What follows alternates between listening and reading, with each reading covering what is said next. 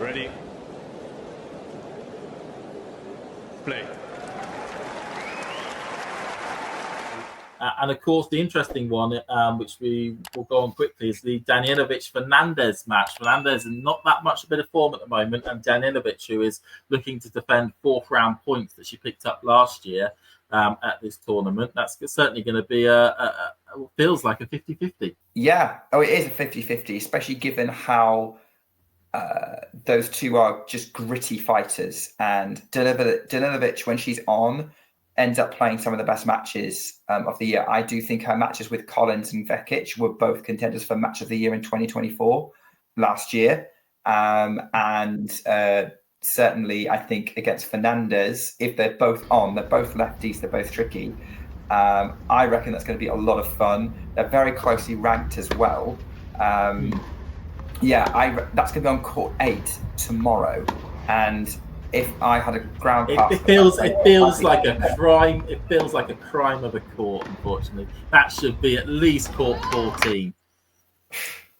Yeah, unfortunately, I believe at that time they've scheduled a different match on. I think they've scheduled on. They've ended up scheduling on Kostyuk versus Bayek, which to me is an interesting match in terms of seeing how Sarah Bayek does. But that's not what we're talking about. But I think.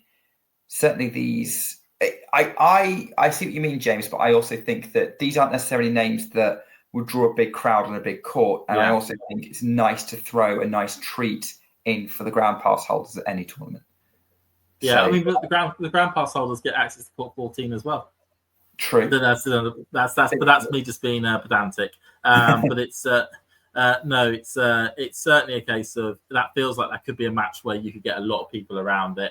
A lot of, going deep in the third, Danilovic really getting the crowd involved, Leylah getting the crowd involved, it really feels like that could be that sort of match. So it's a shame it's not either, 14 or 7, which have more seating capacity for people to watch with. Tough to call this one. I think from what you're saying, we're probably edging towards Danilovic, given she probably has slightly better form than Leylah at the moment, but Leylah's one of those players who can just turn it on at any moment.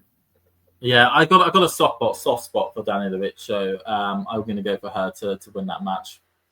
I really like both players. Fernandez probably is one of my favourite players to watch overall, but Danilovic is always I always mark her matches as being worth watching. So that's why this one is probably the highlight match of this section. By the way, the live chat on the broadcast has basically become the line Bart, the Simpsons meme.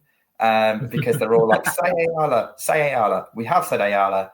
And certainly has an intriguing match with Arango coming up, as has been stated, but probably given that she's still getting used to the clay court, probably not going to get much further than round 1 or 2. If you enjoyed this video, make sure you hit that like button. Don't forget to subscribe and click that notification bell so you don't miss out on all things tennis.